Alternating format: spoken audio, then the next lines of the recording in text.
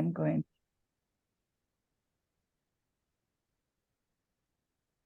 Okay. Okay, that's very good. Thank you, Donna. Welcome back. I have been thinking about you guys all week. And as I'm preparing and trying to figure out how to share with you the amazement that that I feel in Torah all the time, and in the times that we're living in a way that that will be most useful to you, and that will help you move your spiritual journey along.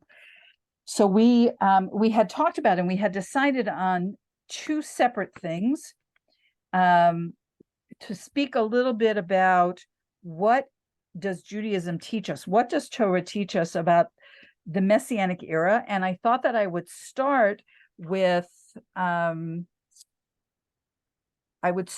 something about the personality of Moshiach, which is, it's actually a little controversial to start there when I'm talking to people who came through a Christian upbringing, because this is one of the two things that sort of have been the biggest differences in our people. I also prepared something about the book of Psalms and a particular chapter in Psalms to start with. But what I would like to do, because there's some new faces here, I would like to go ahead and just ask each of you to just unmute yourself and say hello, tell us who you are and where you're listening from, so that we can, does that echo me? Oh, it might be. I don't know. It could be because of I just unmuted myself. Okay, well, since you unmuted yourself, why don't you go ahead and start? Okay. My name is Jenny Gamble, and we live in Tyler, Texas. In fact, we just moved here. And if it's echoey, it's because our house doesn't even have furniture in it yet. So it's pretty echoey in here. Okay, Tyler, Texas. Okay. Now, your name is not familiar to me. How did you connect with us? Through Teresa. She is my bestest friend. Okay, great. All right, great. Well, welcome to Tyler, and welcome. Thank you. And welcome to our group. Okay. Thank you for having me. Pleasure. Okay. Who would like to speak next? Do you want me to just call you? Okay. Yeah, it'd probably be best for you to call people out. All right, well, listen, Donna, you're already open. Your mic's open. Go ahead. All right. Hi, I'm Donna Jolie, and I have been so blessed to have Rivka as a dear friend for many, many years. We've done several projects together, and lived in Israel for most of the last 9 years as the Director of Christian Relations for Rabbi Tuli Weiss in Israel 365. And I say I'm temporarily deployed to Knoxville, Tennessee. Sometimes it feels like Babylon. Thank you. Kelly, can you unmute yourself? Hi.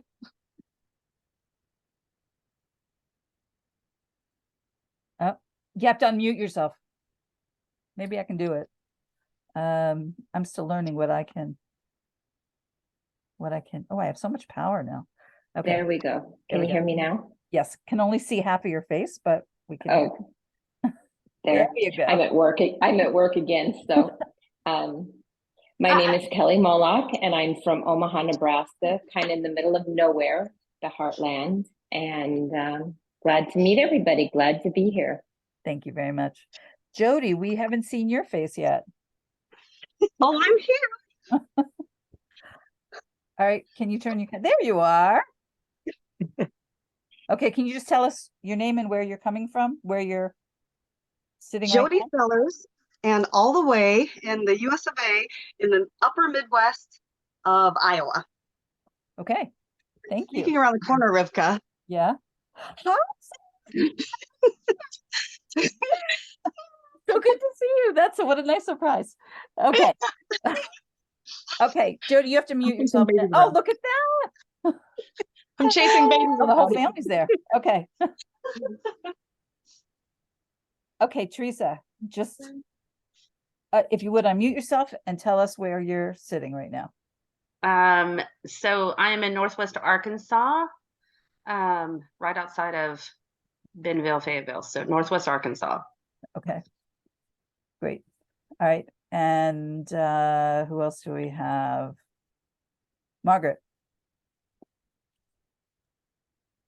Margaret. Yeah. there we go. Hi. Hi. Hi, I'm Margaret Hurley, and I am from the United States of America, and I'm in sunny Port St. Lucie, Florida, and it is like 71 degrees here today. And I am so thankful that God brought Rivka across my path. That's so nice. Okay, who else did Natalie? Hi. Hi. Oh, yeah, I live. Hi, Donna. And I saw somebody else. So, yeah, Where did you Christine. go? Oh, there you are. Okay, good. I live in Haradar in Israel, in the Jerusalem Hills. What did you want to know? Because That's I it. didn't. That's it. Just your name and where you're sitting right now. Okay, great. All right. Who else? There's somebody here. It says hello, but I don't know. Yeah, I don't. Hi, yeah, mine says hello. I don't know how to change it to my name. My son set it up for me. So I'm Christina. I live on the Natalie's friend? Yes, on the north. I live on the northwest coast of the UK, near the Lake District. There. Wow. Wow. We're all over the place. Okay. All right. Who else hasn't spoken? Okay. Unmute yourself. Yeah. Yeah, my name is Katalin, or Kathy for short, for my friends and family. I'm sitting in Germany. It's very dark, it's raining, but we're in a new house. Like, who said that they just moved in somewhere? Oh, yeah, same here. So we got internet today, so I'm very excited. We've got glass fiber, and yeah, I can hear and see all of you. Thanks. That's amazing. Yeah. Welcome, Kathy. Welcome. Okay, and Lori, I think you are the last one that. I'm here, yes. Okay, just tell us where you are. I'm in Austin, Texas. Okay, great. All right. Hi. Hi. Oh, but then there's Jody too, Rivka. Jody spoke. She just did put you? herself off camera. Yeah, I don't know why. Jody, we would love to see your beautiful face. Okay.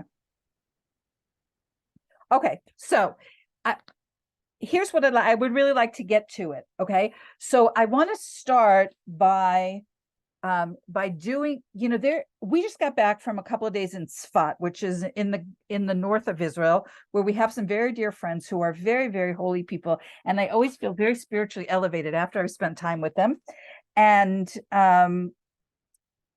there's a lot of talk about redemption and about the Messianic era in Israel in general, but especially in Sfat. And so I wanted to start with some basic information about how the Torah teaches us to view the world to come, and not the world to come, the Messianic era. Okay, so the first thing we have to talk about is the concept, the very concept of time, how you envision time. So for many people, they envision time as like this endless stream that just continues forever and ever. Right? And you just talk about generation after generation after generation and so forth. There's also a time, and we see a concept of time, and we see this in Judaism a little bit, of time being circular. What that means is that the energy of every time period recurs every year. So that, for example, this is the clearest example I can give you. On the holiday of Passover, on the holiday of Pesach, which is on the 15th day of the month of Nisan, it's a springtime holiday. You probably already know that. A simple way of understanding it would be that the redemption happened on the 15th of Nisan, that the Israelites were freed from slavery and were able to exit Egypt on the 15th of the Hebrew month of Nisan. And so it's a kind of anniversary of sorts, except that there's a deeper level. In a Jewish understanding of time, there's a deeper level of time, so that it's not that a simple anniversary. It's that the 15th of Nisan, the energy of the 15th of Nisan has the energy of redemption. And that's why the Israelites were able to leave on the 15th of Nisan. Do you hear the difference? Not just a simple anniversary. It was like that time period, that time in the calendar was destined for that. Hanukkah, which we're in now, Hanukkah is a time of miracles. And so because of what's going on in Israel, it's very interesting to me that people are posting miracle stories of what's happening with our soldiers, what's happening with our enemies and so forth. So there was a video, it's a very, very brief video that I saw tonight. So here it's like 8:15 p.m., just so you know where I am. And I saw a video, and it was some politician in Turkey was calling for Israel to stop fighting or risk the wrath of Allah, okay, which is the Muslim God. Okay, so what's funny about that is he no quicker gets the words out of his mouth that he drops to the floor and he has a massive heart attack. And so I don't know what is going to happen to him and what whether he's going to recover or whatever, but we think of these things as these little miracles that Hashem is sending us to, because it's Hanukkah time, and to show us that as hard as things are and as dark as things are, in some sense, that he is with us. Okay, so time, the Jewish concept of time is that it's something that God created for human beings. We need time, but God doesn't need time, because God exists outside of time. So to God, past, present, and future have no meaning, because Hashem, God, transcends time. Now, the Jewish concept of time is that this world is finite. It was created to last 6,000 years before transitioning into something else, some other kind of existence. So the world that we all live in, where we have to do laundry and we have to pay our bills and we have to put gas in our car and we have to turn on the lights and all of that natural world, that is this part of history, but it's not all of history. So there's a very specific endpoint built into human history.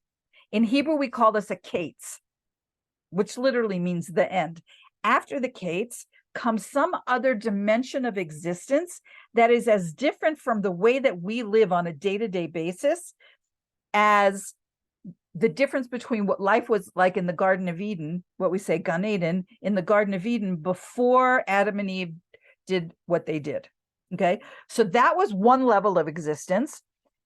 They commit this crime, this sin, and they change the nature of existence, and it's going to take 6,000 years to work all that out on a metaphysical level, so that we can return to something like that level of perfection, that we return gradually and in stages to something of what life was like in the Garden of Eden. And that level of existence is what we call Geula. That is the final redemption of the world. And that's what everybody's talking about right now.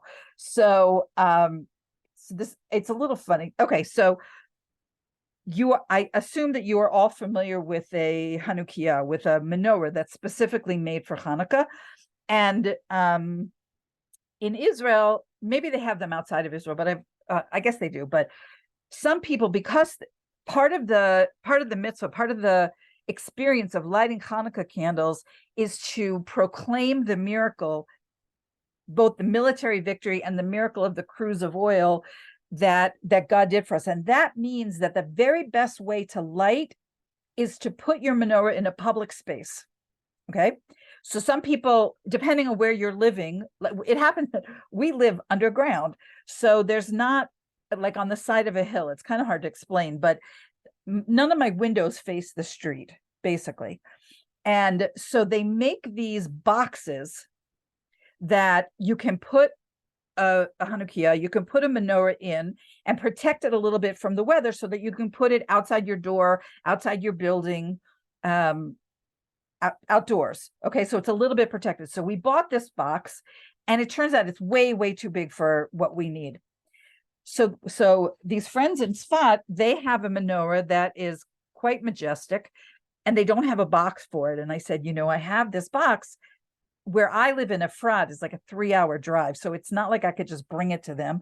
But if I can get it to you, would you want it? Maybe for next year. And the wife said to me, I don't know if we're going to need it next year.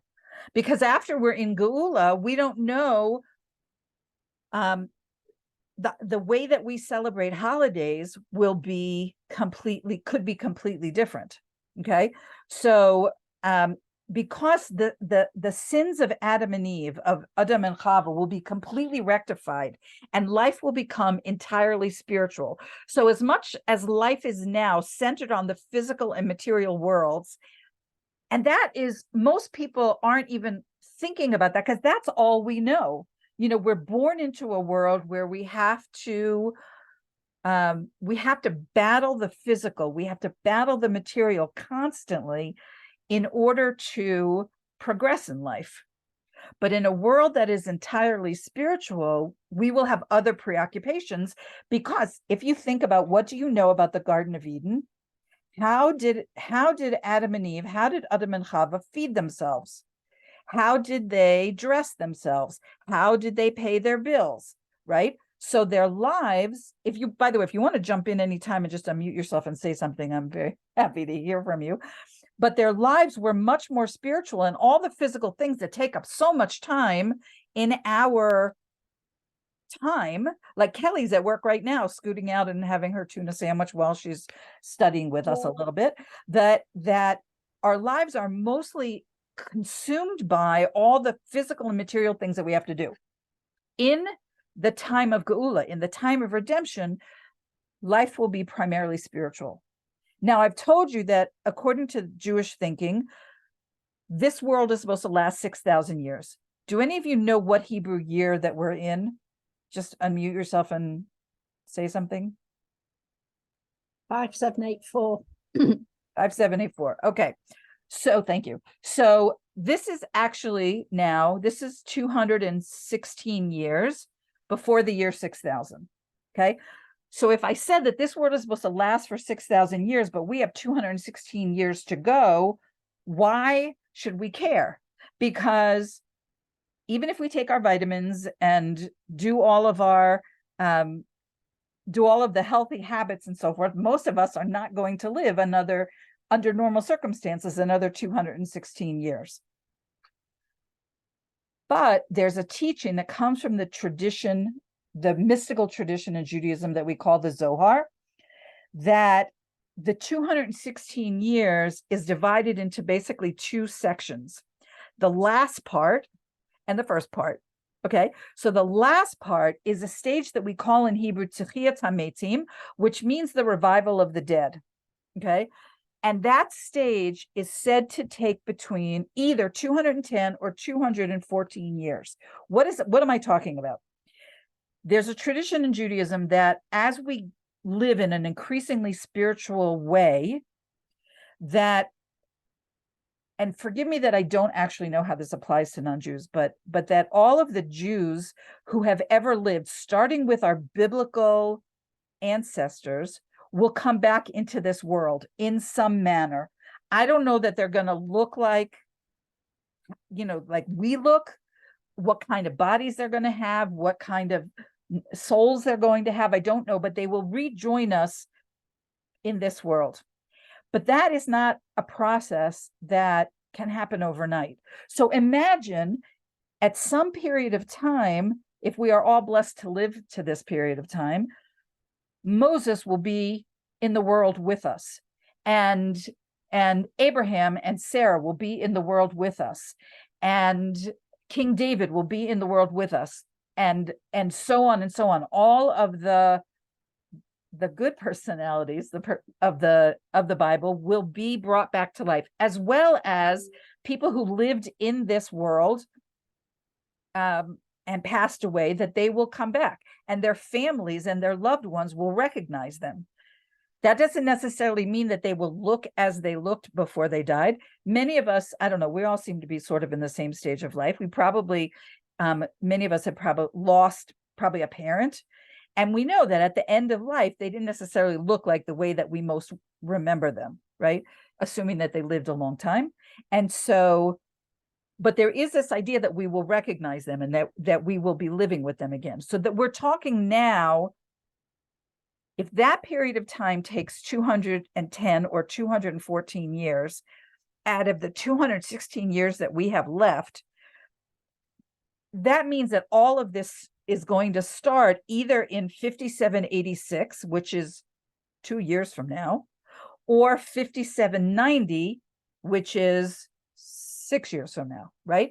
Which is probably our lifetimes, God willing. Okay. So, but before that stage of Techiyat HaMetim begins, a whole bunch of other things have to happen. And those things include, well, tell me if you know. Do you know what has to happen as part of the process of redemption?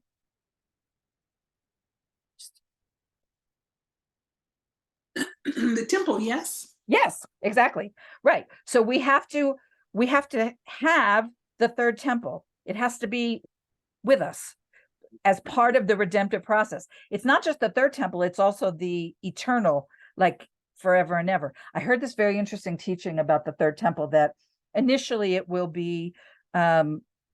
belong to the Jews.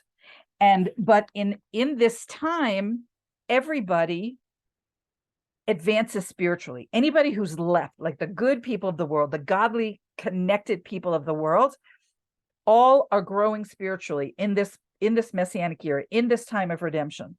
And so the third temple will be something that the Jews will eventually bequeath to the nations. We will use it, I guess, in the beginning, and then we will be able to give it over to the nations to enhance their relationship with God. So that's a big sign. Okay. Anybody else have another thought about what do we have to have as a sign that we are in redemptive times before these dead people start walking the earth? I've always been taught that there also has to be peace among the nations. That is true. There has to be peace among the nations, but that's actually one of the jobs of the Messianic Redeemer. So you've sort of gotten to you've sort of gotten ahead of me in that we do need to meet the personality of Moshiach. Okay. However you understand that, I know we're not all on the same page about that, but whoever the Messianic Redeemer is has to be with us, and we have to know and recognize him. Okay. Also, this one might be a little harder to guess. I'll just tell you that all of the Jews have to come back to Israel, and we're not quite there yet. So, but we're much further ahead than we were, let's say, 75 years ago. So before this last stage of Techiyat HaMetim, we have to have the third temple, we have to have all the Jews back, and we have to have the Messianic Redeemer.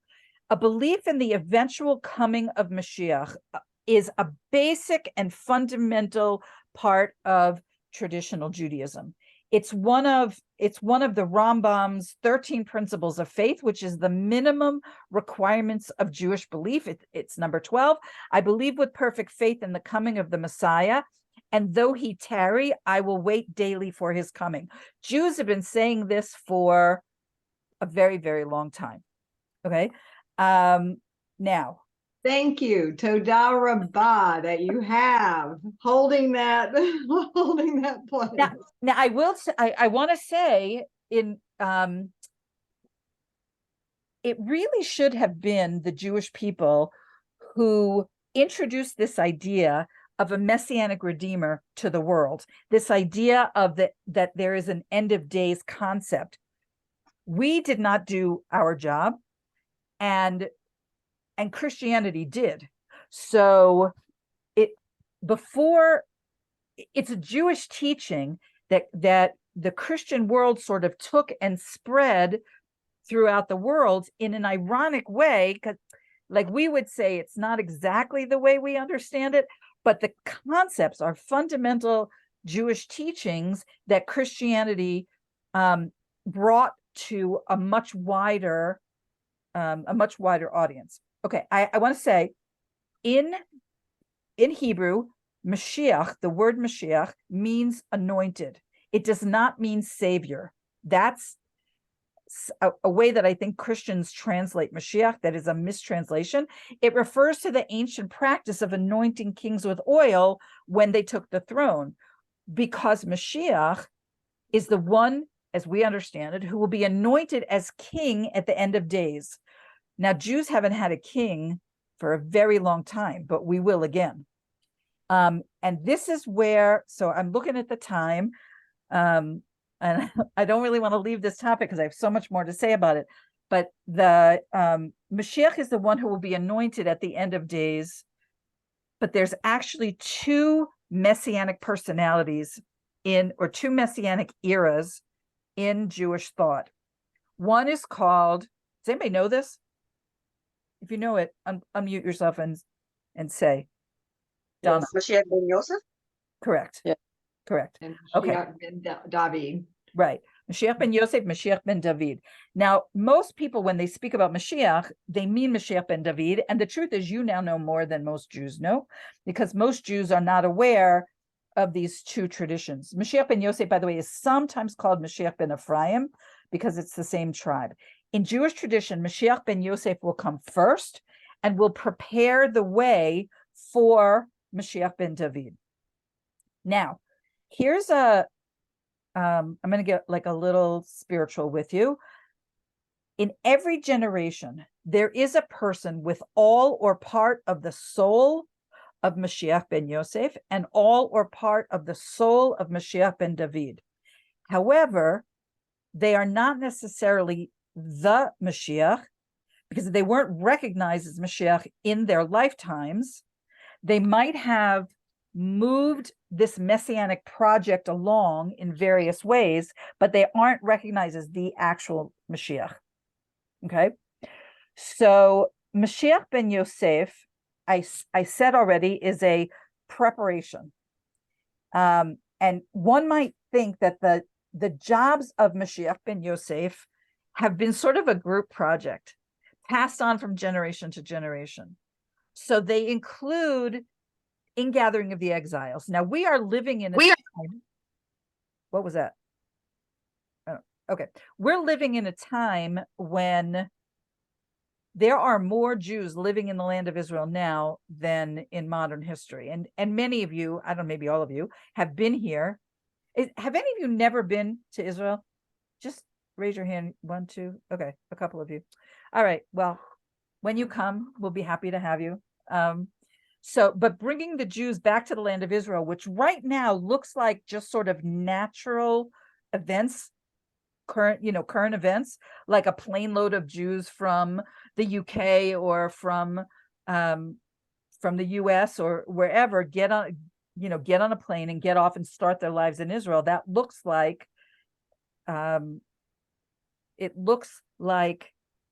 just the news of the day, but it's actually part of the work of Mashiach ben Yosef, even though we don't have a personality that we recognize as Mashiach ben Yosef.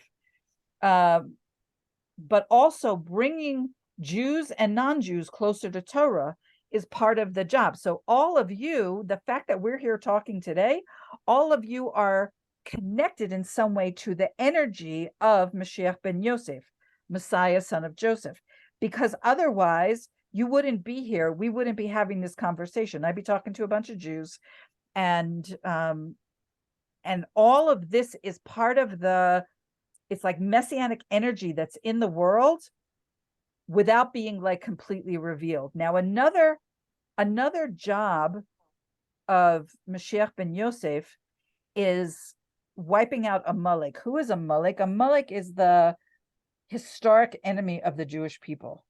And Amalek recurs generation after generation.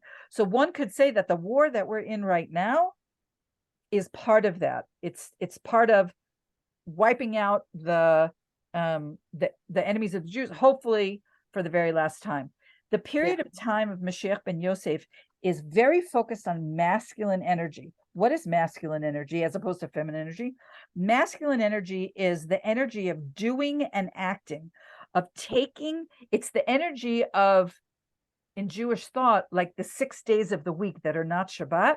It's when we are actively working in the world. Okay.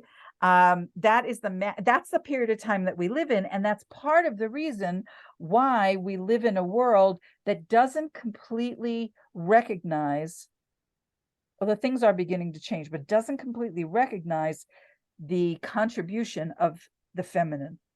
Okay. And that is sort of an explanation of a lot of sexism that we have, that we still have. I mean, things are definitely getting better because why? Because we're fixing that. We're in this period of Moshiach ben Yosef. During the time of Moshiach ben Yosef, we're still in the natural world. Okay. It's a natural period when Jews live independently in our land, and to actually meet the personality of Moshiach ben Yosef is dependent on coming closer to God. So it is conditional, okay? And that's the period that we're living in now. I think, let me ask you something. I have a lot more to say about this, but I think maybe I should stop here and move on to say something about Psalms, because we're halfway through, and I'd like to know what you guys think, because that's what we originally said, like half an hour on this and half an hour on Psalms. What would you like to do? I want to say that I read the excerpt from your book about the oral Torah, Right. and I had to step away to get a call just a second ago. So if you said this already, forgive me.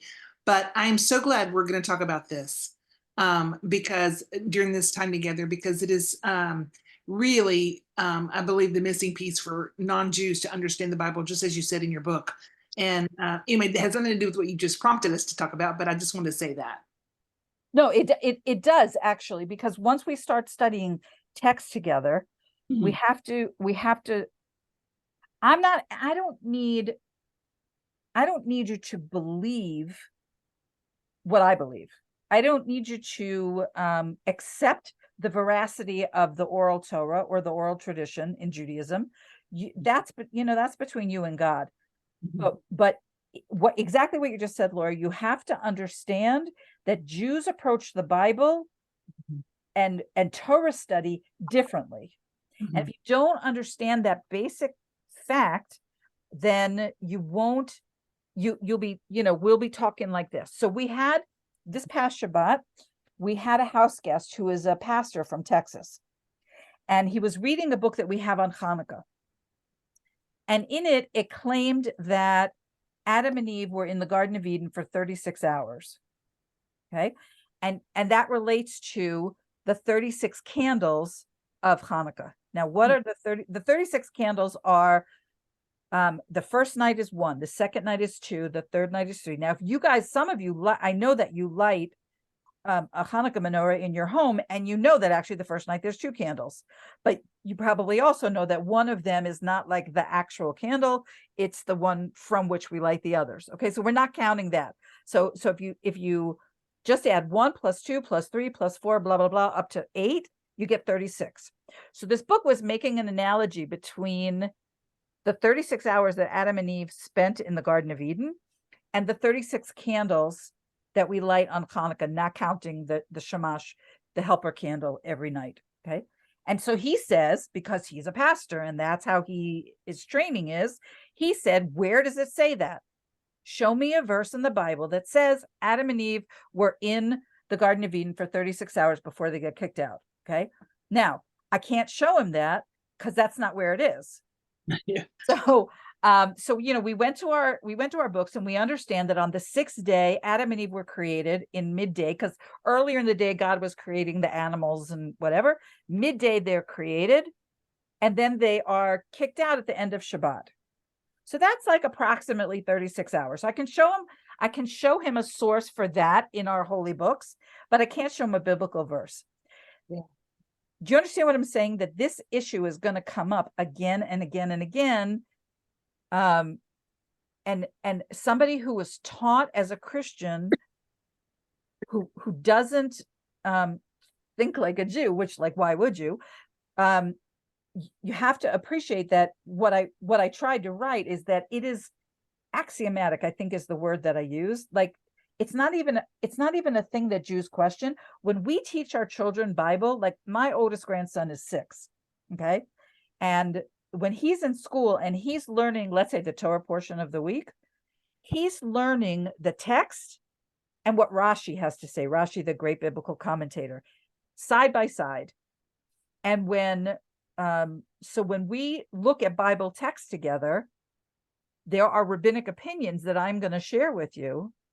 I don't mean to hammer this to death, but it is, as you know, in the years that I've been interacting with and teaching people who come from a Christian background, I realize that except for the messianic redeemer personality, who that's going to be, this is the biggest thing that divides us in our understanding.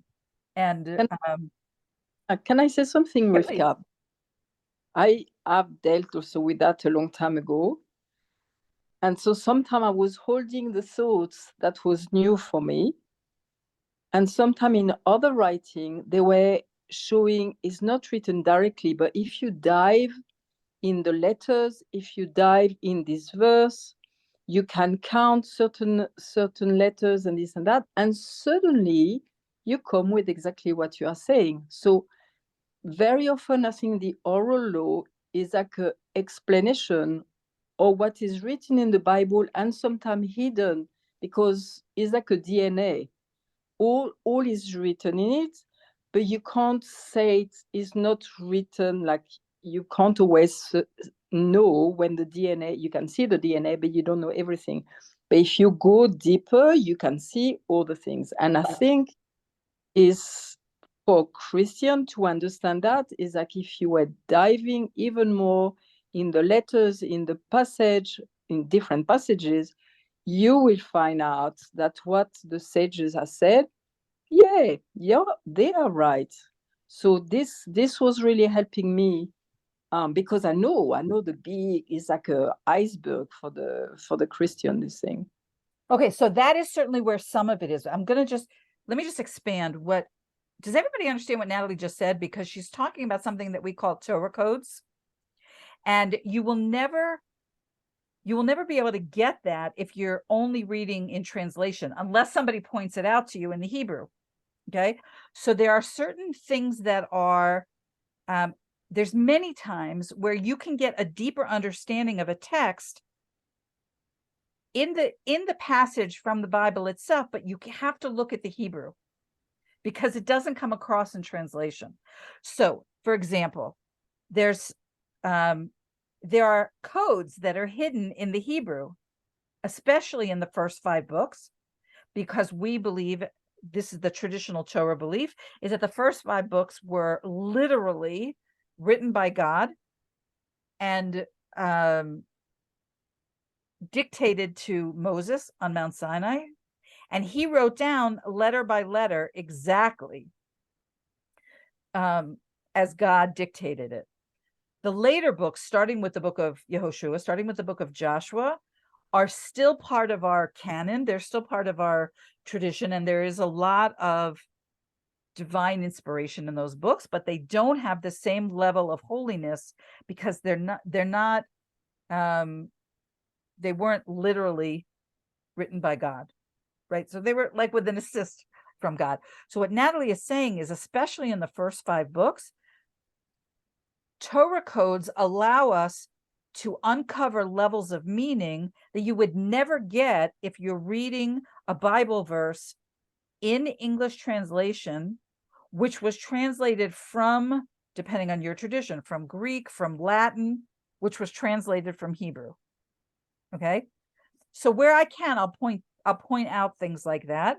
But I have to say, while all of that is absolutely true, it's not the only source of wisdom of different verses.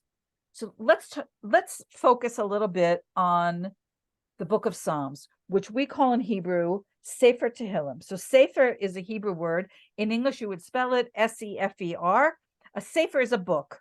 So if I go to the library and I want to get a novel, that is a Sefer. In fact, a school in Hebrew is called a Beit Sefer. It's like a book house. I guess that's the way we would say it. And Tehillim is the Hebrew for Psalms. It's important that you know that, because I tend to use that. Like, I don't usually say Psalms. I'll try to remember to translate. But Sefer Tehillim, the book of Psalms, consists of 150 divinely inspired Tehillim, which are poetic songs, let's say, that have served as the basis of the prayers for the Jewish people throughout the centuries. And I assume, is this true, that Psalms are part of how Christians pray? Is that true in a church service situation? So we will reference Psalms at points, but it's not like the Jewish people, not like Judaism does. And so that was one of the things I was so impressed with being in Israel, with the attack and everything, is everybody went and they're praying Psalm 121, 22, 23. They're like, everybody is united in their prayer, and that's where they go to. And so, Christian prayer, as Rivka, is much more free form. And so we usually just pray like verses from chapters rather than, and it's like an individual usually praying rather than everybody Anything being communal. It's not a communal. yeah. Okay, so that's actually important, because the formal prayers of the Jewish people are heavily drawn from, not exclusively, but heavily drawn from the book of Psalms. And in fact, like, for example, the service on Friday night, which is one of my favorite services, is almost entirely from the book of Psalms, with one exception. Now, the Psalms, the Tehillim, are a reflection of the character and the life of King David, who we call David HaMelech, David the King, which is their primary composer. David originally wrote Tehillim to express his personal devotion to God, but he ultimately structured them so that they could be employed by individuals to communicate with God. So, and it was possible because King David was a model for us about how to love and worship God. And he put like everything that he could to teach us how to do that in the book of Psalms. So there's a teaching that I learned many years ago, that every chapter in Psalms has something to do with the life of King David. There was a historical episode in his life that is reflected in there, and at the same time, it has something to do with the destiny of the Jewish people, and it has something to do with the life of the individual. Like, it operates on multiple levels simultaneously. And part of that is because Psalms is divine. It's divinely inspired.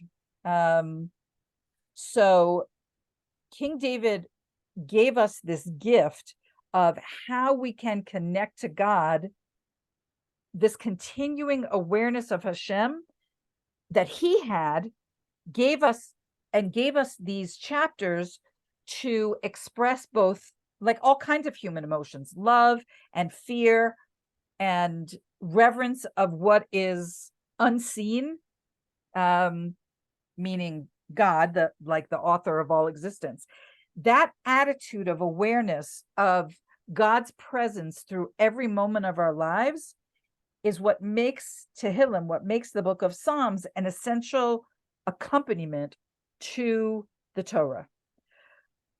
Another interesting close relationship between Torah and the book of Psalms is the book of Psalms is 150 chapters, as I think I mentioned. It is divided into 5 books. What does that remind you of? 5 first books. Right. The Torah. The Torah, the 5 books of Moses. Okay. So you should know, by the way, that according to Jewish tradition, King David composed most of Tehillim by himself, and later adapted his poems to the structure of the book, but he also included some chapters that were written by other people. If you want to know which ones, I can go back and look. I did not look, but there's a tradition that some of the book of Tehillim, some of the book of Psalms were written by Adam, the very first person, by Moses, and by Queen Esther. Okay. Now, so King David wrote about things that he didn't live to see, right? So Queen Esther is way after the period of King David. So like, how is that possible? Well, he had something what we call Ruach HaKodesh, which is a kind of access to information that ordinary mortals don't necessarily have access. So we call that the Holy Spirit. Right. Okay. That is literally the translation of Ruach HaKodesh. And that's actually how we even that concept is what we call it within Christianity. So having that communication, inspiration from God. Yeah. Right. So, but it is actually, it's not only that, because it's also the ability to see things in right, and prophecy, right. prophecy. So all of that. Yeah, all of that. Yeah, because God's out of time, of course, so it's, it can include past, present, future. Exactly. Right. That we spoke about that before. So there is, for example, so we know that in the Bible, a lot of the Bible was written in a time when prophecy was a real thing. Like prophecy was in the world, people had prophetic insights and so forth. There's a tradition in Judaism that God removed prophecy from the world for a certain period of time. And we will get it back at the end of days. But the one part that stayed, apparently, according to Jewish tradition, is that parents, when they are naming a newborn, they have something called Ruach HaKodesh. They have a little bit of help from above in order to be able to choose what is the proper name for their child. What's the right name for their soul? What works for them? So that is a tradition that we have. Okay, so all of the Tehillim, all of the chapters of Psalms convey an emotional awareness of God's involvement in our lives. And whether King David was experiencing joy or sadness, pain or pleasure, it's all there. So theoretically, whatever you're experiencing in life, you can find in the words of Tehillim. Now, when things are going well, it is comparatively easy to feel good about God and when things are going well, because it's easy to see like we owe everything to God. But it's much more challenging to maintain that relationship when you're being punished, or when you think you're being punished, when tragedy strikes. The Jewish people, and by extension, all of the supporters of Israel right now, are very much being challenged by what the heck are we living through? And King David, because his life story had so many challenges, starting with the whole story of his birth. That is a fascinating story. I should tell you sometime. The whole story of his birth, why his brothers hated him, why he was considered not really part of the family.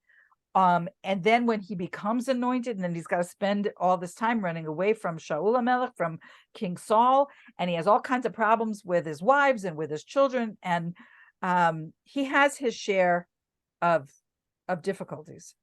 And one might say it would not be hard to understand that somebody who lived through what he lived through had a reason to sort of cut off his relationship from God, because at every turn in his life, something was going wrong.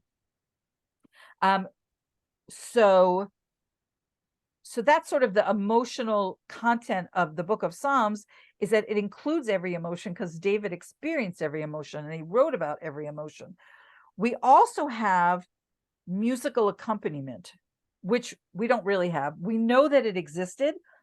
And actually, I'm hoping that we'll have time. I'm keeping very close eye on the time, but we have only the names of some of the instruments to remind us what the people that heard Tehillim, heard Psalms as they were sung by the Levium in the Beit HaMikdash, in the Holy Temple, had the full experience. They're in Jerusalem. They are listening to these words. It's accompanied by music. It is like the most soulful music that one could imagine. That's what how Psalms was used when the temple was standing. But whatever Hashem, for reasons we don't fully understand, took away the music. Now, I'm assuming it will be restored to us at some point in the future. But maybe it's so that we focus our attention on the meaning of the words. But it was like to be able to listen to the Levium singing the words of Tehillim in the Beit HaMikdash, in the Holy Temple, in Jerusalem, with musical accompaniment. I mean, I can't even imagine what that was for people. Now, I did actually originally, I planned, I was going to do, we don't have time to do Psalm 23. That's where I was going to start. But what I do want to do, I have to figure out how to do this. Donna, do you know how to share? Yeah, yes. So wait. if you go to the more again, should Share be screen. or up up. Okay. Yeah, it could be a button. Yeah. All right. First, let me get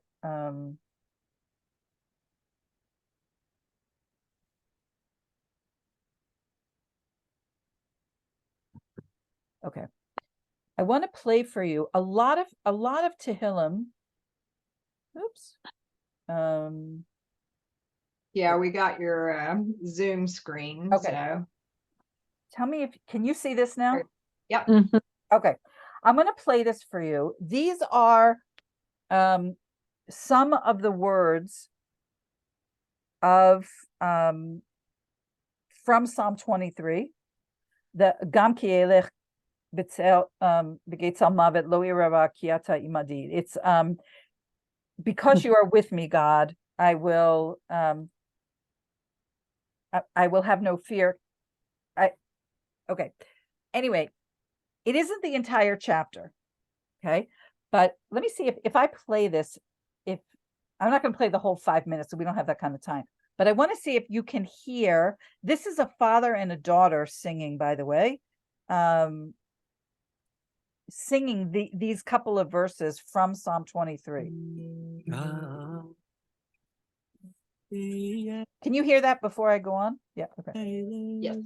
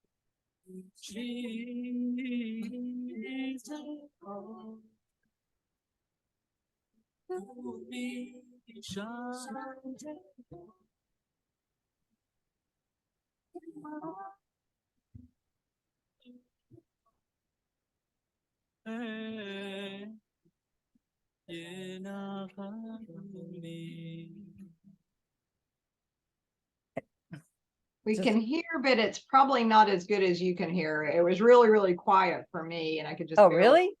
Yeah. All right. We may not have gotten the full impact of what you were trying to share there. So. Okay, so let me do this. Let me share the Yeah, share it for us in the WhatsApp.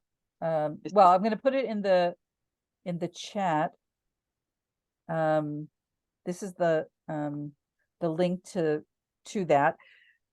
I just want you to understand the part of Jewish life. A lot of Jewish music also comes from the book of Psalms. It is not always it's not always the full verse. But there's one other thing I wanted to show you, and I have to figure out I don't know how to get rid of this thing. It's interfering with my I apologize that I'm still learning how to do this, but if you go to the Israel Bible, the israelbible.com, you can look up Psalm 23 and you can listen to it with a transliteration. It's only 6 verses. And next week we will talk about what those verses actually are and what it means. But in the meantime, just so that you can hear what it sounds like and you can find this expression, Gam ki elech. All right, I need to stop sharing my screen. Let me see how I do that. Stop.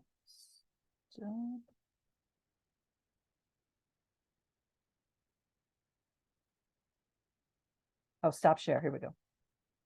Okay.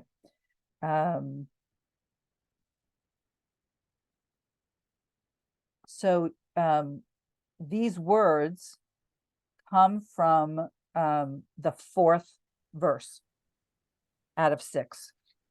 So you'll be able to listen to it in Hebrew and also listen to some music. I will send you another link also. I'm going to stop here because I prepared this whole teaching on Psalm 23, but I can't get to it. But in these last couple of minutes, I just want to hear from you. Is it going to work for you to do it like this, where I don't teach a complete lesson? I just I teach a little piece of this on a little piece of that, or would you, now having experienced it, would you rather maybe I'll alternate weeks or something, and we'll talk about themes of Geula and redemption one week and then Psalms another week. Tell me, give me a little bit of feedback and give me an idea how you want to move forward.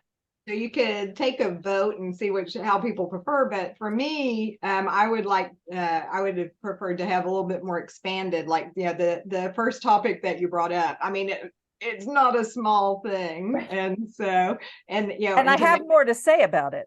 Right, of course, I know you do, and so for me personally, I would rather have like one topic per session, and and then that allow for more questions potentially that way. Okay. That's my personal vote. I really enjoyed how we did it today, just because I don't feel like any one subject could possibly be covered in one setting. I kind of feel like this is going to be this wonderful long conversation that we're going to have, God willing. So if however you want to do it works for me, but I really enjoyed sampling what you said in the first part and then the second part, but that's just me. I'm a talker, so I love the free flow. Yeah. Anybody else have an opinion? Yeah, Natalie? It's interesting. I think I like how it is because it gives you more like, okay, next time we can carry on. It's a bit, I mean, it's a little short, but it's like, okay, next time we are going to extend. So it's like exciting in one way because there is like cliffhangers. Yes. Yeah, right. I call episode. Anybody else want to just jump in with an opinion before we finish up? To me, it'll work both ways because I think the two kind of go hand in hand. I think they're both necessary, and it's just a matter of what's easier for you, since you're the person who's really bringing us the information. So whatever's easier for you, I'm open to, because either way, I think it's going to be beneficial. I love the fact that you started off with the Torah perspective of approaching the Bible versus the Christian, because one of the things in my life that has always been a hindrance is, even I remember I was in Israel and one of my friends said, "Oh, well, all of the Jews did not leave with the Exodus." And I remember trying to share it with another Christian friend, and they told me, you can't find that. Give me a verse in the Bible where it says that. Right. So I love the fact that you really were saying that, because Christians, I was taught to approach the Bible with, if it's not there, it doesn't exist. And that's just not a Jewish perspective. Right. So I'm just, this is so wonderful for me. Okay, great. Okay, and before we finish up, does anybody have any burning desire to say something? Yeah, can I say I've actually enjoyed doing it the way that you have done it, because the first bit for me, it's some of it is new to me, and I can take it in a short chunk, and then I can chew it over, and then looking at the Psalms is a bit easier to understand. So More relatable for you? I don't know whether if there was a full session on like the first bit on the Torah teaching, whether my brain would go into overload for a full hour. It just feels like there's a chunk there that I can revisit, but then as you were talking about the Psalms, that is brilliant. And the other thing is about the Psalms, because God's been speaking to me a lot about the 23rd Psalm. Oh, interesting. Okay. Yeah, my husband died earlier this year. Oh. And so he's been taking me through the 23rd Psalm on my grief journey. But also when I was staying with Natalie in September, this was before the war broke out, he actually said to me, Psalm 23 is for now as well. It's not just me on my grief journey, it's for what's happening in Israel. And looking at it again, verse by verse, has been mind-blowing, absolutely mind-blowing. So it was just interesting that you chose Psalm 23. I chose it because I think it's like the most well-known for of all of the Psalms. Okay, so let me just say this, and then we'll finish up. It's actually harder for me to teach this way because I have to shift gears. So I really have to think about it as a because I like to get in and like really I have to think about it because I did feel like I shifted gears and it, I think about Moshiach and Geula and redemption and all of it. I think about it a lot right now. And if I would have started the hour with Psalms, I think I probably would have made that would have been a hard transition also. Whatever. I will let me think about it. It sounds like you guys are going to be very gracious with me that whatever I need to do, that's what I'll do. But in any case, I would like to hear your feedback if you want to WhatsApp me privately or in the group, just in general. And for now, I'm gonna wish you all a good night because now it's after 9 here in Israel. And I really, really thank you very, very much for joining me. And any ideas or thoughts that you have of moving forward, I'm very happy to hear about them. So God bless. Thank you, Rivka. Thank you so much. Good job. Hi, Natalie. Good to see you. Hi, Lato.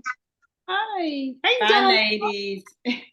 old friends and new friends. Have a good day. Bye, Yes. y'all.